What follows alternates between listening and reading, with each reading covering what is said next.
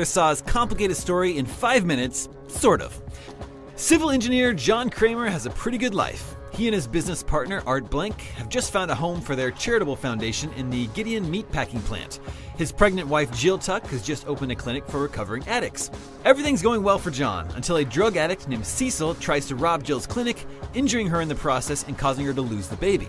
Overcome with grief, John grows distant from Jill and Art. Soon after, he is told by Dr. Lawrence Gordon that he has an inoperable brain tumor.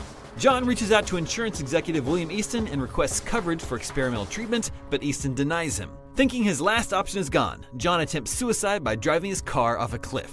But miraculously, John survives, and with his survival comes a newfound appreciation for his life. So of course, the next logical step is to share this appreciation with others by placing them in elaborate, deadly traps. His first victim is Cecil, whose trap sets the tone for all of John's victims to come. It offers him a chance to survive, but only by forcing him right to the edge of death. Cecil attacks John, who was smart enough to be standing in front of an open cage full of barbed wire. Cecil falls into the cage and dies. John carves a jigsaw piece out of his skin to mark this first failed test. The jigsaw piece soon becomes the calling card John leaves on all his victims, earning him the super imaginative nickname, the Jigsaw Killer. As the police investigate the deaths, Detective Mark Hoffman sees an opportunity to avenge his murdered sister. Hoffman hooks his sister's murderer up to a guillotine trap that offers him no chance of escape, a jigsaw no-no, then carves out a piece of his skin to frame John. It doesn't take John long to catch on to what Hoffman has done. He kidnaps Hoffman and gives him the option to become his apprentice, an offer Hoffman accepts. They use Hoffman's position as a detective to try and frame Lawrence, John's oncologist, for Jigsaw's murders.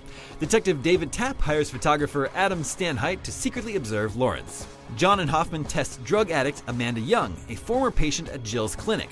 Amanda survives her reverse bear trap by digging a key out of a fellow patient. After Amanda is interviewed by the police, she returns home where Jigsaw is waiting for her. Believing he has given her salvation, she too joins him as an accomplice. One of Amanda's first jobs is to set up a test for Lawrence and Adam. The pair wake up chained to a wall in an underground bathroom and must figure out how to escape. Lawrence does so by cutting off his own foot. Adam is left to die a slow death by Jigsaw, but Amanda takes pity on him and suffocates him with a plastic bag. Jigsaw finds Lawrence and tends to his wounds, and Lawrence agrees to join Jigsaw's squad because, who knows, this twist was retroactively orchestrated in Saw 7. Later, Amanda executes a test that targets Eric Matthews, not that one, a corrupt cop whose victims are all gathered together in an underground facility and tasked with surviving a deadly nerve gas. Eric fails his test by giving in to his violent instincts and is left to die by Amanda.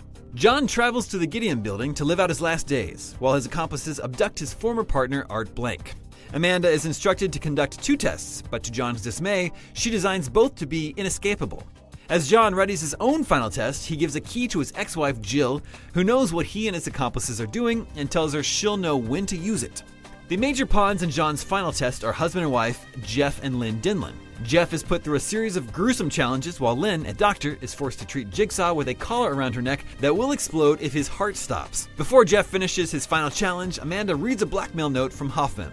The note reveals Hoffman knows Amanda was with Cecil the night he tried to rob Jill's clinic. Hoffman threatens to tell John if Amanda doesn't kill Lynn. Meanwhile, Hoffman strings up both he and Eric Matthews into a test and forces Art Blank to monitor it while a timer counts down. Eric Matthews' ex-colleague, Officer Daniel Rigg, is put through a test of his own, leading Detective Peter Strom to think he is the Jigsaw Killer. Rigg eventually makes it to the Gideon building, where he accidentally kills Eric by opening the door. Strom also enters the Gideon building. Rigg shoots Art Blank shoots Rigg, Hoffman leaves them. Still following? At the same time, Amanda refuses to release Lynn after Jeff completes his test. She shoots Lynn just as Jeff arrives. Jeff shoots Amanda in retaliation, and as she bleeds out, John reveals this was actually her test.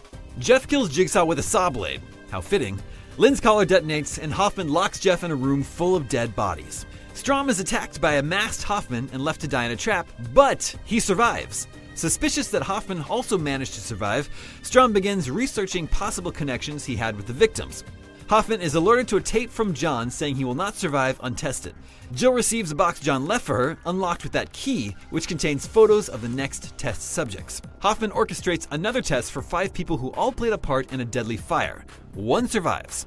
Based on a tip from Hoffman, Special Agent Dan Erickson begins to suspect Strom as Jigsaw's accomplice. Hoffman lures Erickson to his underground lair and plants fake evidence confirming these suspicions. Strom arrives and he and Hoffman fight. Strom locks Hoffman in a coffin, not realizing that was actually the safest place to be as the walls close in on him, crushing him to death. It's gross. Hoffman cuts off Strom's arm so he can plant his fingerprints on future crime scenes and stay in the shadows forever. Reporter Pamela Easton somehow finds the blackmail letter Hoffman wrote Amanda and shows it to Jill. Pamela also tells Hoffman about the box John gave Jill. Hoffman demands Jill give him the photos of the next test subjects. The first photo is of William Easton, who denied John health coverage in the first minute of this video, which, let's face it, was a lifetime ago. William Easton dies at the end of his test, much to the dismay of Pamela, who was, you guessed it, his sister. What a crazy coincidence! Jill ambushes Hoffman and puts the reverse bear trap on his head. She reveals to Hoffman that one of the photographs in John's box was of him. Jill leaves, but Hoffman escapes the trap. Hoffman goes into hiding while Jill meets Internal Affairs Detective Matt Gibson and incriminates Hoffman in exchange for immunity. Hoffman abducts Bobby Dagan, a self-help guru who made a living off claiming he was a Jigsaw survivor, and tells Gibson he'll stop abducting people if Gibson turns Jill over to him. Hoffman tests Dagan anyway, kills a whole bunch of people because this is the final chapter and all bets are off, and eventually manages to kill Jill. However, Lawrence has been active this whole time, unbeknownst to anyone left alive, and he attacks Hoffman. Lawrence drags him down to the bathroom he and Adam were chained up in so many movies ago, throws away the hacksaw he used to cut off his own leg, and leaves the building. Game finally over. Fuck you! No! Game over. Game over. Game over. Game over. Game over.